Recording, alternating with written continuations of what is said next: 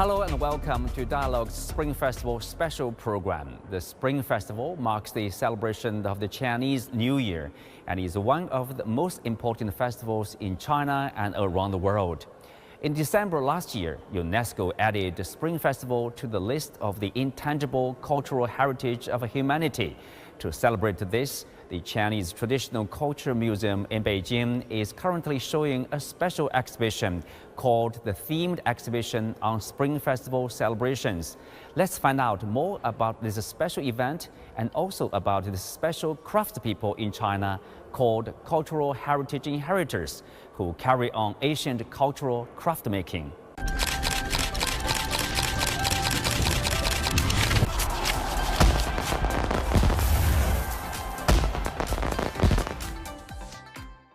徐老师，孟主任你好，谢谢，欢迎，好的，咱们去看看。哎，孟主任你好，你好，我们知道今年有一个以春节为主体的这么一个展览哈，对，给我们介绍一下为什么会想着做这样一个展览，到底想传递一个什么样的信息呢？ 是这样，因为春节呢是咱们中华民族最重要的，也是最隆重的一个传统节日。这个春节啊，它承载着非常多的这种各地的这种不同的民俗活动。像大家在展览里应该也能看到，像我们这种各类的各地的灯俗，还有我们很多剪纸、年画，还有很多像我们的祭祖，包括我们做的这个祭灶，各类的这种民俗活动，都是我们春节丰富内涵的一个体现。它也是我们非常重要的非物质文化遗产。我们馆呢，作为中国非物质文化遗产馆，本身就承担着说向社会、向公众，然后传播我们非遗，对，传播我们中华优秀传统文化的这么一种职责。所以我们这个展览一直是在策划中，但是呢，因为春节啊，它内容很庞杂，怎么着用一个就是体系化的内容把它阐释出来呢，也是一个挑战。我们一直这个事儿在考虑怎么做，结果今年呢，就有一个特别好的契机，就是我们这个春节列入了这个就是人类非物质文化遗产代表作名录，这个契机非常好。我们想借着这个契机呢，把整个春节的相关的这种文化内容做一个整体性的梳理，展现给大众。而且这不也要过年了嘛，也希望这个节日本身呢，这个展览本身呢，能给大家传递一种就是积极向上、红红火火过新年的这么一种场景。所以这是我们整体的策划初衷。然后我们这个展览呢，是把就是国家非物质文化遗产代表作名录里边的120余项非遗项目，然后做了一个整体的梳理，然后按照一条春节的这个故事线做了一个串联。所以我们能看到，你像第一单元我们讲的是辞旧迎新，然后第二单元呢我们讲的是阖家的欢聚，第三个呢其实我们讲的是说整个的这个就是第三、第四讲的是普天同庆，还有就是全民共庆的这么一种氛围。其实它就是相当于是一个从人与自然到人与家庭再到人与社会的这么一条线。我觉得这是我们展览很明确的一条线，是一条很明确的线。就是我们这个展览那个主题的选择叫过年，所以这个就是想契合我们普通老百姓最朴素的这种愿望。对，你像我们这儿写的是回家，这个地方是团圆饭，还有一个那个春晚的这个专门制作的春晚的纪录片，对，相当于让大家就能传统之一了。没错。好的，谢谢孟主任。哎，您客气。谢谢您。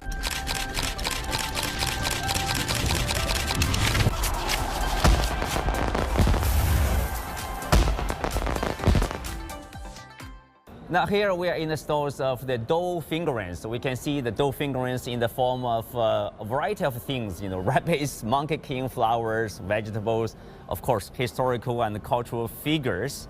And beside me is Mr. Chen, who is a cultural heritage inheritor of dough figurines. And also joining us are Flora Liu, founder of Joyview Education, and our longtime friend Anna Tangen, who is from the Taihe Institute. Welcome. And Mr. Chen, as I understand, he's going to show us how to produce this vivid, people like dough figurines. Ready for the challenge? Yes, we're ready. 陈先生，请你给我们介绍一下，以及教我们怎么做吧。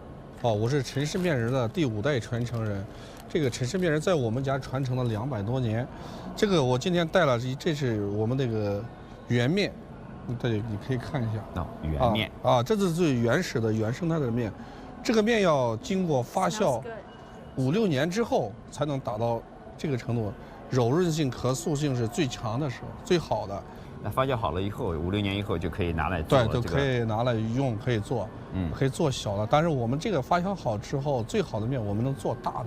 能做到好几米，3米、5米的都可以做。And imagine it's like a 3-meter tall or 5 meters tall. Yeah, but I mean the detail. I mean the mail on the legs and things like that. And every single detail is incredible. And you can see the facial expressions of these figurines, very vivid. 那你今天要教我们做个什么呢？我做个小茶壶吧。小茶壶。平时我们都生活具体做的都 OK，teapot。We'll make a teapot。我们都是喜欢来了客人了喝茶啊，喝茶对不对？我们今天就做一个小茶壶。这个放回去啊，可以。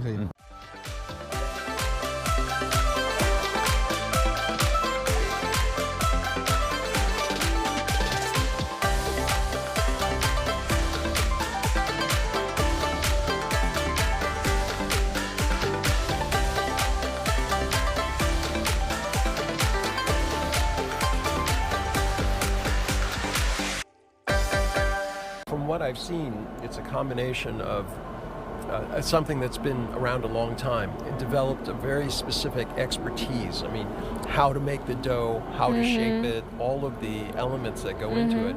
But there's also a deeper cultural meaning. And is that the essence of intangible cultural heritage? 这个历史应该已经有将近2000年了，是不是？应该是最早是汉代传下来的。这个史书记载是汉代，但是我们陈氏面人，我们面人，其实在我们家，我们老辈人，我们敬的祖宗是人皇爷。因为学捏面人的时候，刚开始学的就是尸骨铜金。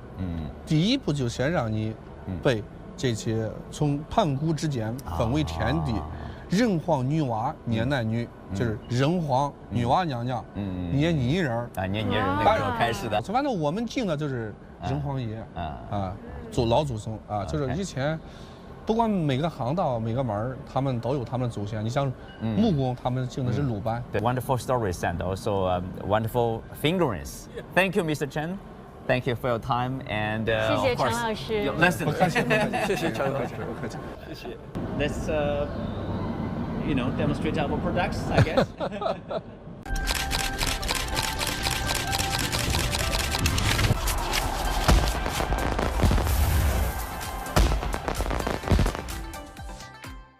Okay, we are in the new store with traditional Chinese ink impression. Sitting beside me is Mr. Di Baoguo, who is the cultural heritage inheritor of the traditional Chinese ink impression, and he will show us his techniques. 狄先生，你给我们介绍一下这个最早是从怎么来的？我们为什么要去印呀？要去这个印个画呀、印个字啊什么的？咱们这个传拓技术是最早的时候是在咱们中国的这个晋朝和隋朝之初就有这种形式。真正的出现实物拓片的时候，是在秦国的时候，那个秦穆公，在甘肃省一个出行游猎图。他这个隋朝呢，就把他这个君主的这种出行游猎图就是一个重大记事。他就回来以后就把它刻到这个12面这个石鼓上。对，但这个石鼓呢在山里边，它不方便于这个人的这种观赏。后来就有人就发明了这个传拓的这种技术。对，就把这个石鼓文呢就把它传拓下来，回到这个拿到这个皇家里边。他的这种阅读、书写、游览、吞食是这种的那么它历史的这个最开始的这个历史的目的就是记事、颂因功德，就容易记下来这样。对，传拓呢就是把它拓下来存实，学习书写到了这种形式呢，就让这个文人墨客和皇家的这些体面人、贵人们，感觉到这种很好，他就达到形成了一个是吧，风魔一时，把它推崇的、影响的更广，传拓技术一代一代这就开始传下来了，也就成为最早的复印技术。咱们这个拓印这个技术呢，从模具，就咱们准备的这模具，到宣纸。到拓包，到印盒、印盘，到这个喷壶到这个棕刷，对，这是需要一套流程用到的工具。上纸、喷湿，打纸，到上墨到成型，这是一个流程。咱们开始从这个一步步，咱们做一套啊。是的。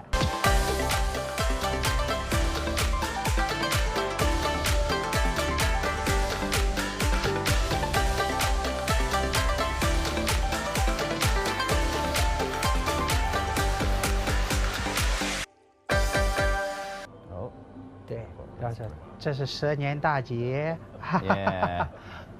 Year of Snake. Good luck, auspicious. Yeah. Oh. Cultural heritage always goes back to a beginning. Like you said, this was a way of spreading knowledge. This is your Gutenberg press.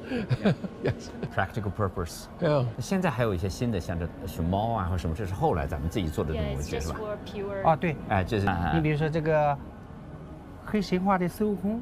Black myth. 悟空。This is a fashion. 踏出来的这个。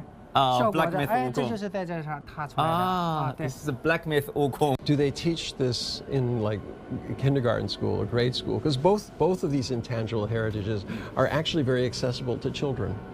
Yeah, and I assume that to keep it alive, you have to teach it to the next generation. 我爸呢是第2代传承人嘛，我跟着我爸开始学这个。刚才那个还有我家那个小朋友，就是一直也在，他踏的也很好的。他算是第4代了。他是第4代。So both of these intangible heritage are actually living. They're actually being taught in schools, not mandatory, but elective. If you like it, you can try it. Yes. That's even in some international schools, they have elective courses like this. Access of Chinese culture, part of the culture. Because Chinese parents hope their kids can, pick up the baton of culture and traditions. All right, let's show our product. Masterpiece. How much we have learned. Character of Fortune and Year of Snake. Yeah.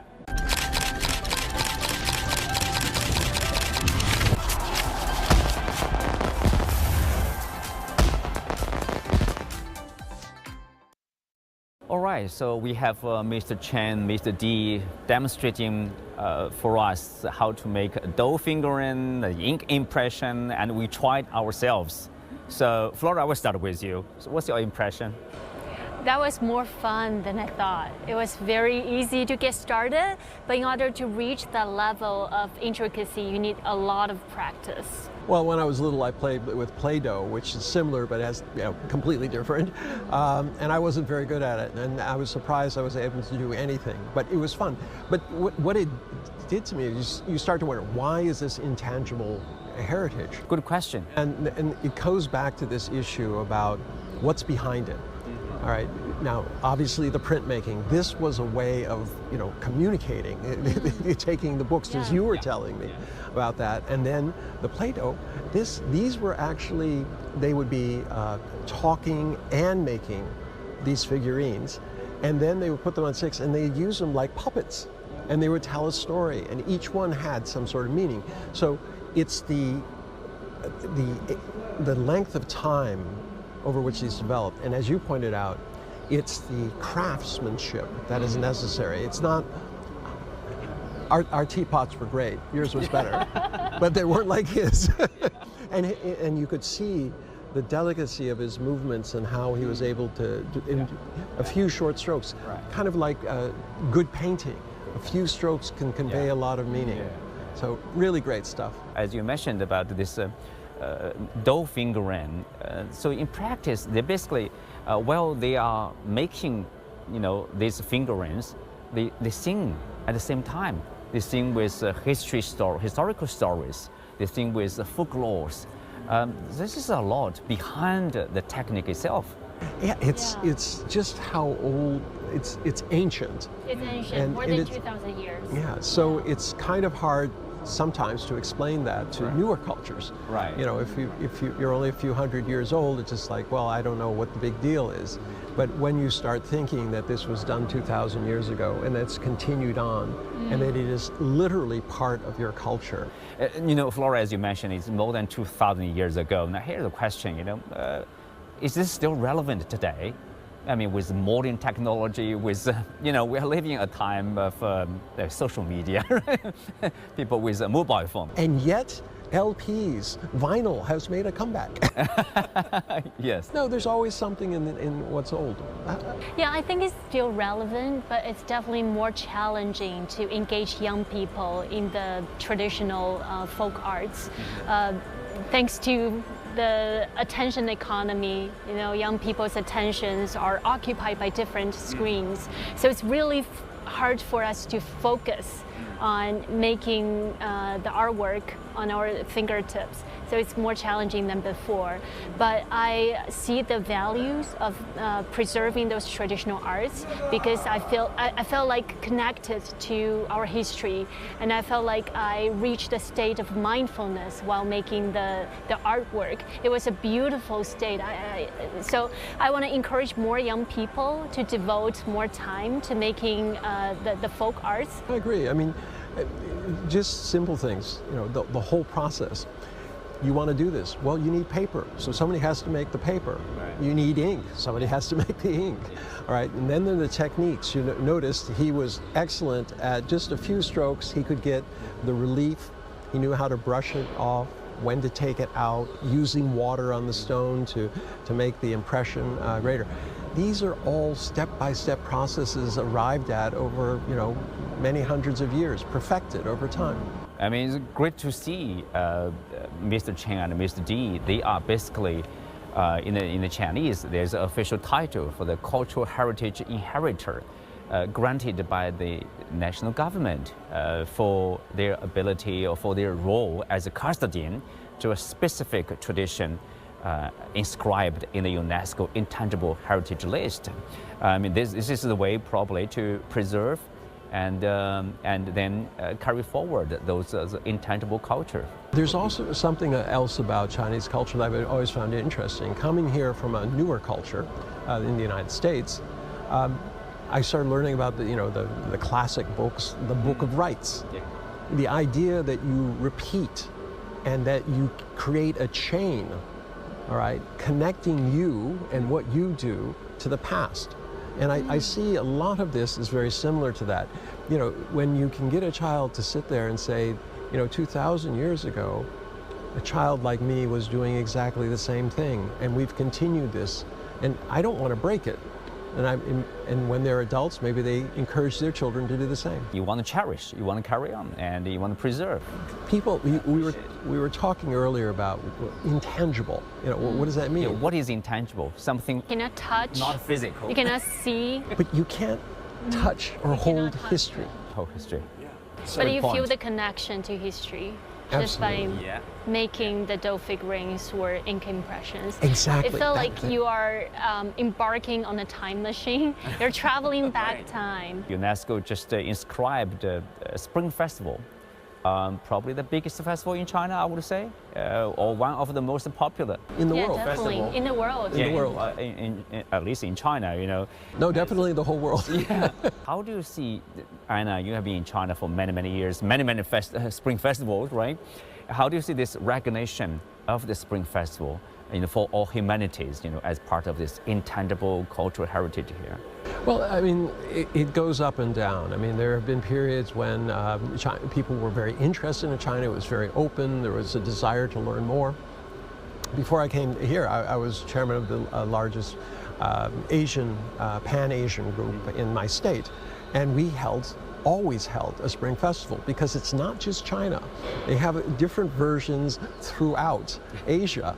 Yeah. So this is something that is shared. And there's correlation to other countries, religions, beliefs, faiths, you name it. There's always a sense of renewal, all right? And how do we recognize that the year has changed and hope for better? Yeah. And this is something that is shared, but China has a longer history, a continuous history of celebrating this.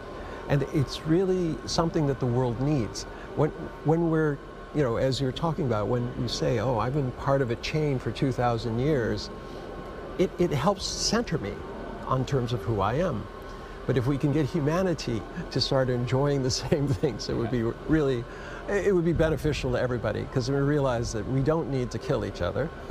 We can actually be happy together. Yeah, celebrate and be happy together. Win-win. How do you look at it that, you know, Spring Festival now is being, in a sense, it's like a shared, owned by the world, right? As part of the UNESCO list here. I think what we are celebrating in essence is universally shared values, like family, respect to ancestors, harmony, big harvest, and all of those great things. So Spring Festival is not just a holiday. It's a ritual to celebrate all those valuable things that the whole humanity cherish. So that's why we can see different adaptations in different countries. Like in Singapore, people would make yu sheng or prosperity tossed salad to celebrate abundance. So that's their own adaptation. Right. They're adding something new to the essence of Spring Festival. But the spirit is the same. Yeah, the spirit is the same, abundance. The culture and water are the same. They flow wherever they can, Right. and they have an influence. Well, a lot of practices, but some of them are common, I would say. Like, you know, in a sense, you know, the Chinese people, however far away, you will go back home to visit your parents and celebrate this moment together, you know, with your children, with your parents. It's we call it a family reunion, you know, yearly. Very important. That's also an important part of value, basically shared by everybody, right? It's also a time to reflect. Because when I came here in 2000, I actually went to Qinghai, which is at that time, very in poor. the far very, western part of China. and very barren. I mean, Yeah. you go along and the hillsides are just clay and mud and things like that. Now you go back, they're all forested. It's an amazing transition. Yeah. But I saw a guy standing by the side of the highway next to a house. And I said, he's smiling. And I thought, oh, I have to stop. So I said to stop. And they're like, why do you want to stop? I want to talk to that guy. So I went and talked to him, and I said, you seem pretty happy. He says, yeah, life is great. Now, his house did not have a door. It had 2 blankets. He didn't have windows. He didn't have indoor plumbing. I saw inside the house, he only had a beaten floor. I mean, it was earth floor, okay? And he had 1 electric line coming in. And I said, well, why are you so happy? Oh, he says, this, you know, a few years ago, I ate meat once a year during the Spring Festival. Yeah. He says, now I have meat every week. Every week. Okay, and That's a progress. Well, and his door to his house was from here to there, to the road. So literally every time a truck went by, his blankets flapped because things like that. And I said, do you think your house is a little close to the road? He said, this road, my children walk to school on this road. They're going to get an education. I never had an education. Wow. Okay, and he said, the other way, I used to have to take, it was 1 day to the nearest market to take my produce. And he says, there was another market, I could make more money, but it was 2 days away. So if I went there for 1 day, it would take me 5. If I went the other one, it took me 3. He says, now a truck comes by and it buys my produce for 10 times what I used to sell it. He says, I'm happy. So, you know, once you start reflecting on the way things were not so many years ago, perhaps it's time to be a little bit thankful too. Interesting story. That's the spirit of Spring Festival. Yeah. It's about celebrating the abundance and gratitude. Think about the dough figurines we made, right? Dough used to be food, but because 1 year they had a good year, they were leftover food. So they turned the food into something decorative. Like art. Yeah. Yeah, so the spirit of the Spring Festival is always to be grateful, always celebrating the abundance, always seeing the world from the half cup full angle, so that you are so grateful to everything and every day. We'll speak of the celebration. I wonder, you know, which is your favorite part of this Spring Festival It's definitely 守岁, staying up to the late night of New Year's Eve with my families. We watch TV, Spring Festival Gala, eat snacks. The whole nation will be with you, right? Yeah, make dumplings, sharing stories of the past year, and exchange red packet. That's the best time, the family time, quality time of the year. Anna? I agree with you. I mean, the holidays are really about renewing the ties. You know, because a lot of people wouldn't see each other literally for 1 year.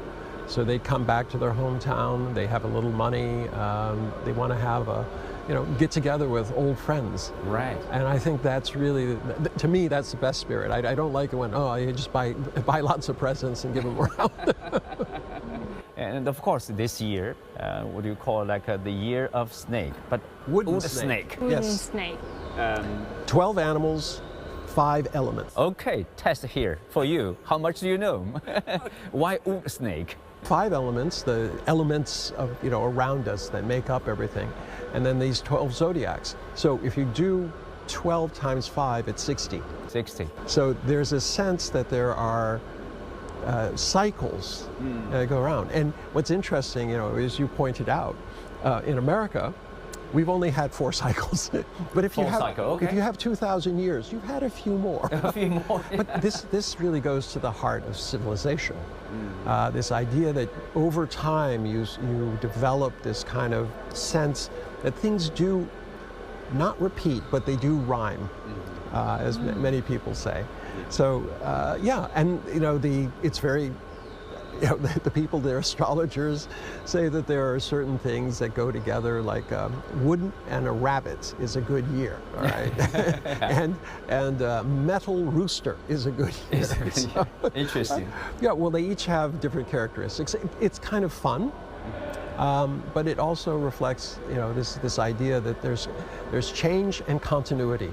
Yeah, change and continuity. Yeah, kind of the yin-yang, the I Ching. So, year of snake, what does it mean? Anything special of this year? Just like a snake would shed its skin, right? The year of snake symbolizes renewal, transformation. So this is the perfect timing for us to make new plans, to open a new chapter of life. So for me, I decided to write a book this year. I'll try. No, I think that's great. Yeah. Renewal. Renewal, and also because I'm an educator, I've been helping students achieving their dream in the past 8-10 years. So for this year, I hope I can make some personal achievements. So I'm actually applying to a second master degree in education this time, because last time it was journalism. So I hope that I could study education from a systematic level, so that I could empower more students. So this year I really want to grow, you know, just like a snake would shed its skin. I hope I could have new skins. But you know, at the beginning of the year, you always start with hope. Yeah, hope that the year will be good, that the harvest will be full, that health of the ones you love will continue. So we should always begin the new year with hope. We can have fears, but our fears aren't going to help us deal with the world. We have to really hope that things will get better. Yeah, things will get better. And then we will achieve a renewal and transformation, the positive transformation, of course, here. With that, we are concluding today's discussion. Many thanks to our guests, Flora and Anna. You can also watch us on the CGTN app on YouTube. I'm Xu Qinduo. Thanks for being with us. See you next time, and Happy Chinese New Year.